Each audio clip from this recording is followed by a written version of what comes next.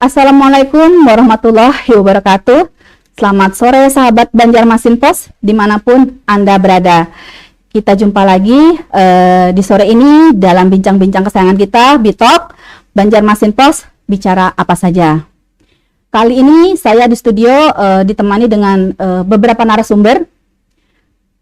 Kami akan membahas tema khusus mengenai wujudkan mimpi dan raih prestasi bersama beasiswa ADARO, Indonesia Bright Future Leaders.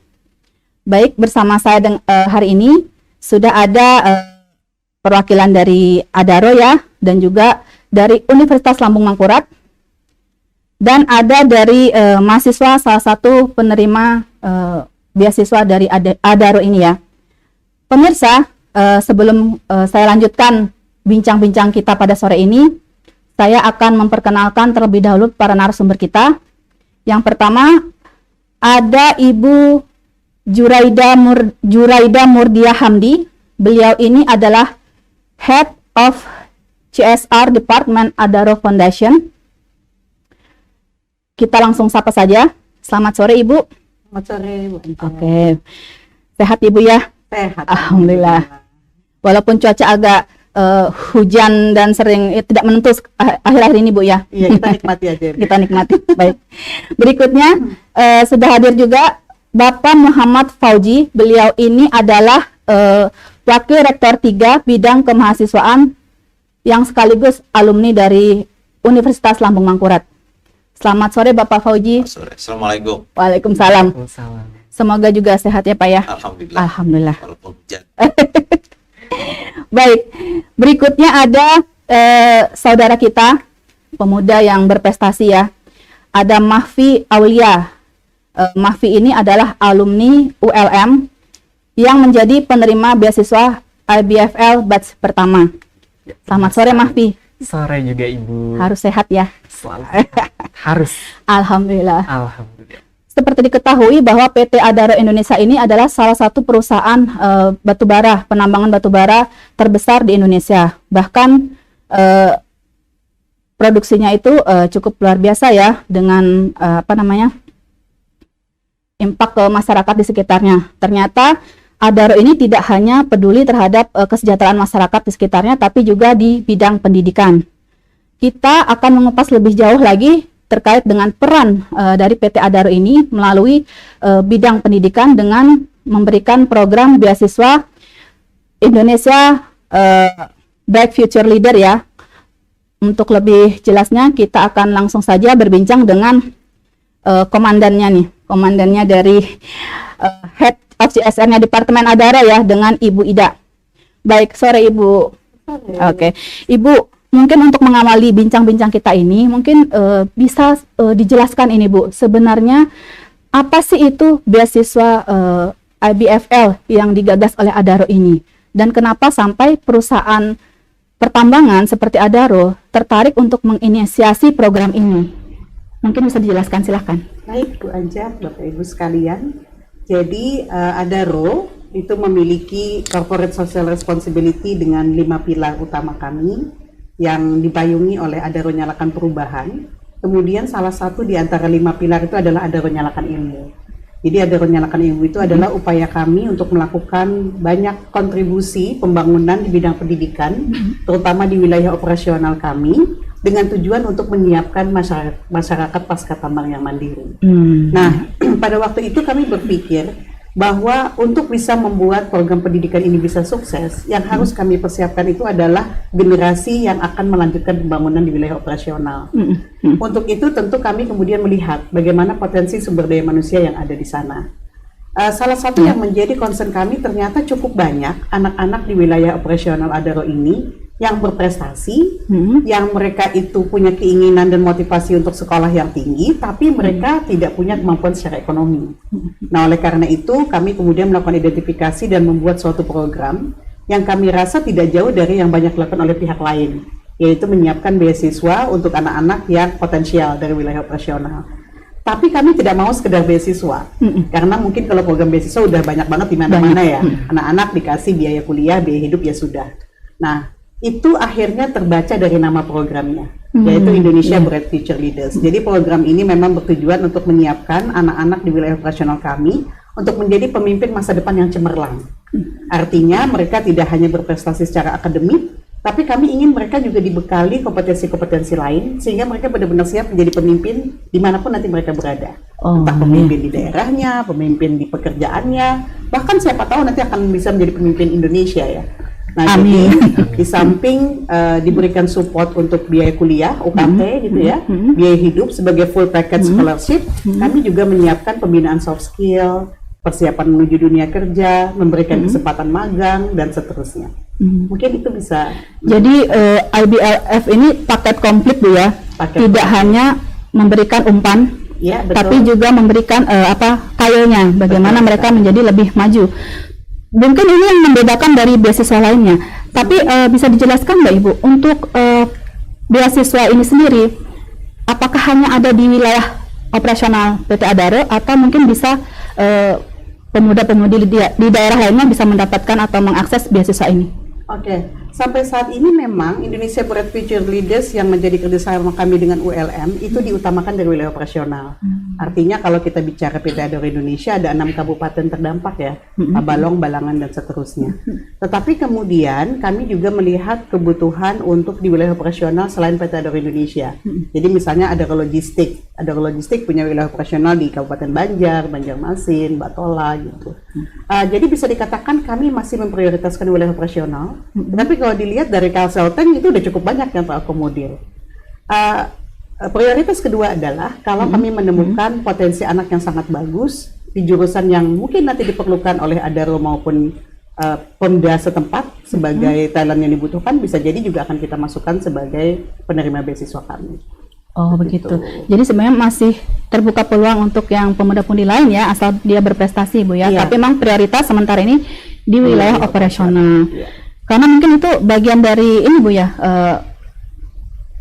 peran perusahaan untuk wilayah sekitar ya. Betul, Untuk karena pembangunan CSR ya. itu pada prinsipnya CSR. adalah tanggung jawab sosial perusahaan di wilayah dia beroperasi.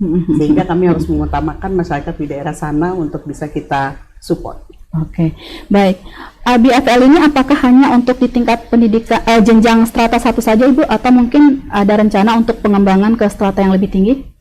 Sampai saat ini kami melihat kebutuhan utama itu masih di S1 ya, karena masih banyak sekali lulusan SMA di wilayah operasional kami yang belum punya akses untuk S1.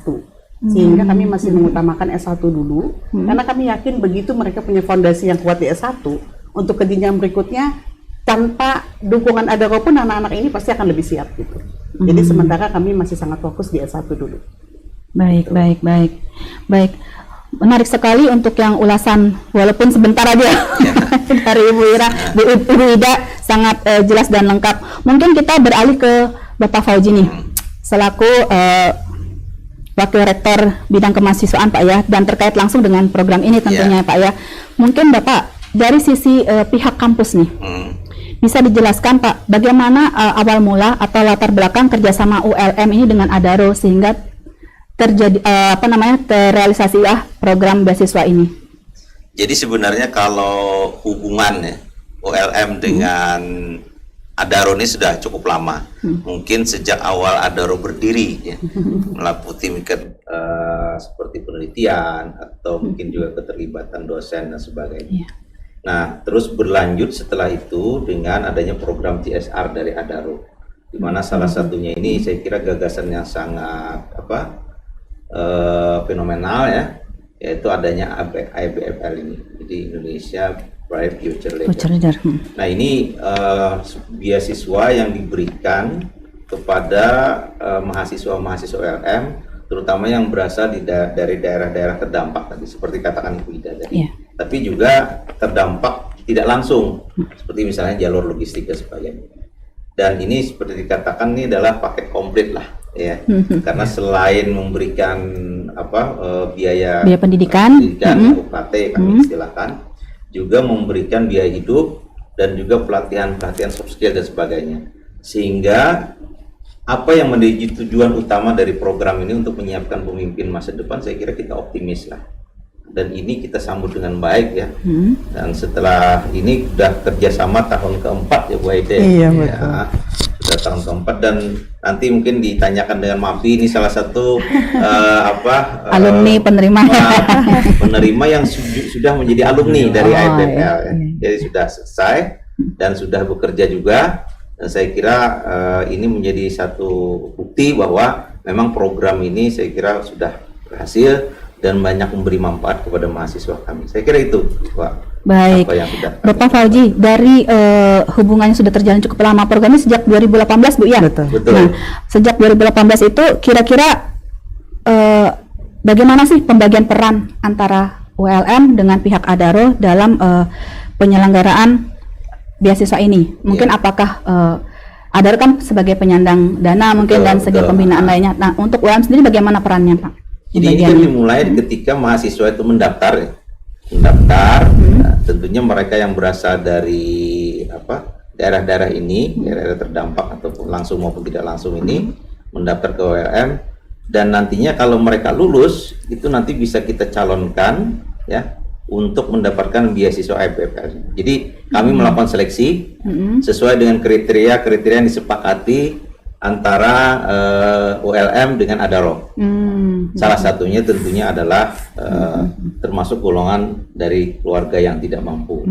Kemudian juga kita harapkan seperti katakan Mbak tadi, dari berlatar belakang, misalnya pilihan prodinya itu adalah prodi-prodi yang memang nantinya banyak dibutuhkan dalam kegiatan-kegiatan baik itu Adaro maupun daerah-daerah sekitar Adaro. Misalnya saja misalnya di bidang teknik dan sebagainya, ekonomi.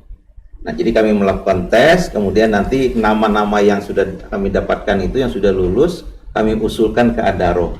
Nanti akan kita lakukan seleksi bersama lagi untuk kita lihat, baru nanti didapatkan nama-nama penerima beasiswa dari IBPL.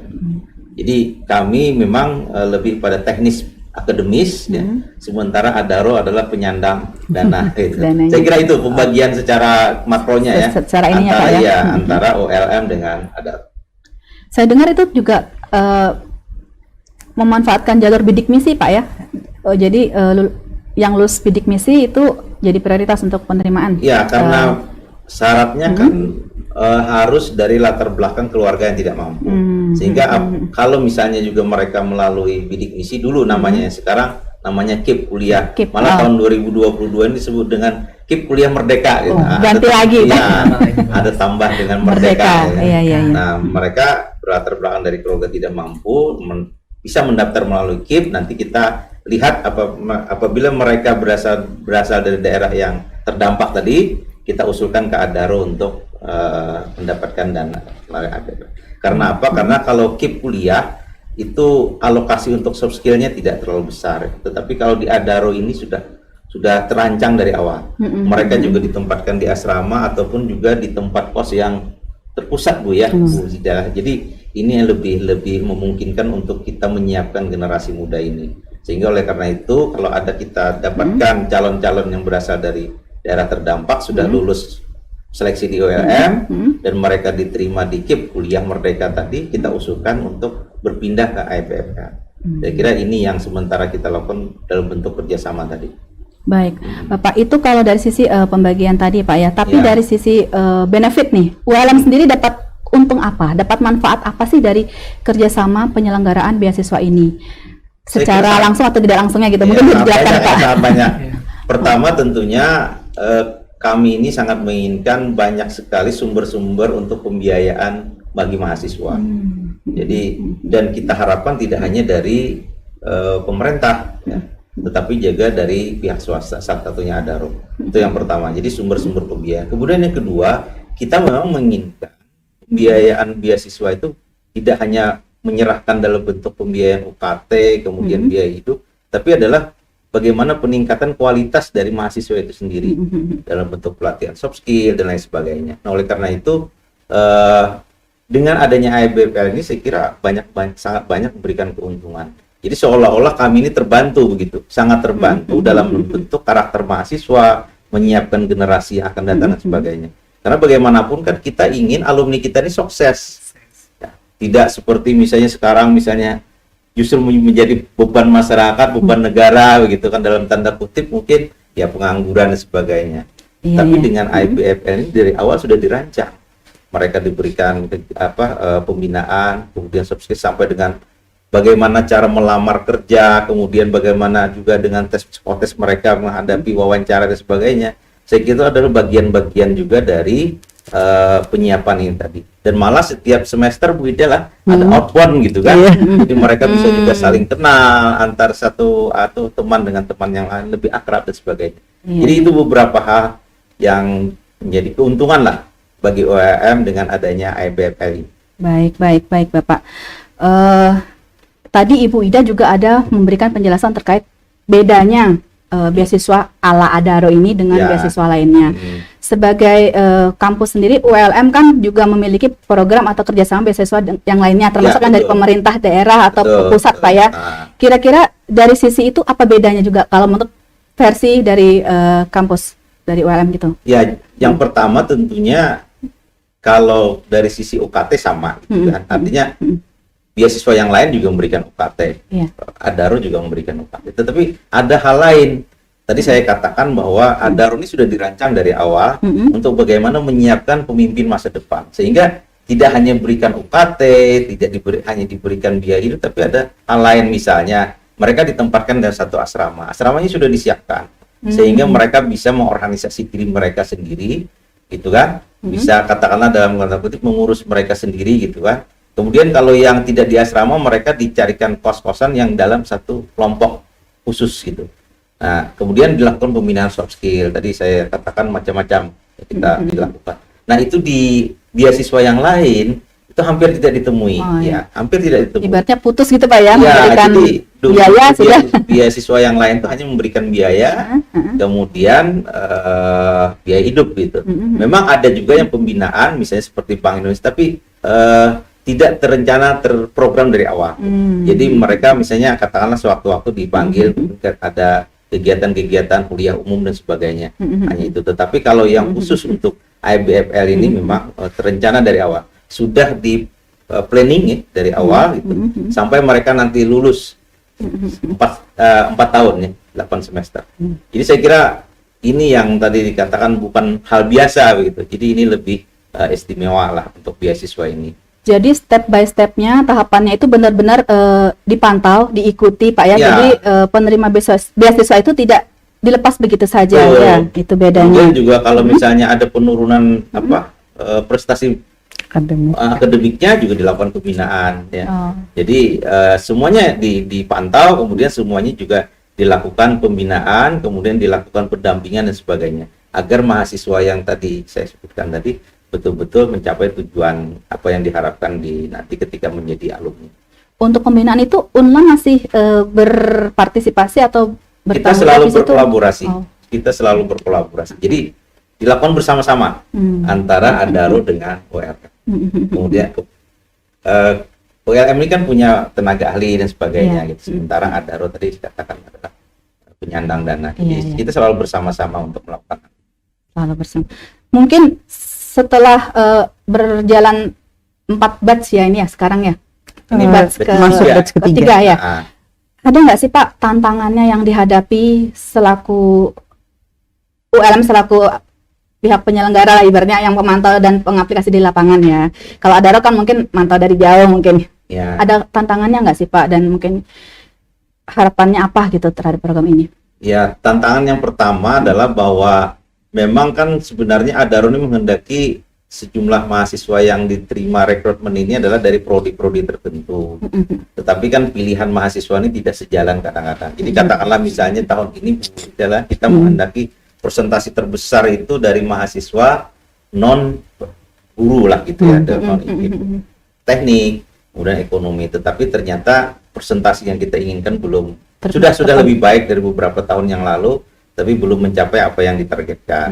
Karena tentunya mereka harus lulus dulu kan. Nah, ini persaingan untuk lulus sendiri, apalagi prodi-prodi tertentu ini kan ketat. Iya. Nah, sehingga itu tadi tidak mencapai sasaran. Kemudian yang kedua, memang selama perjalanan itu kadang-kadang memang ditemui juga kendala-kendala dengan latar belakang rumah tangga si mahasiswa ini sendiri.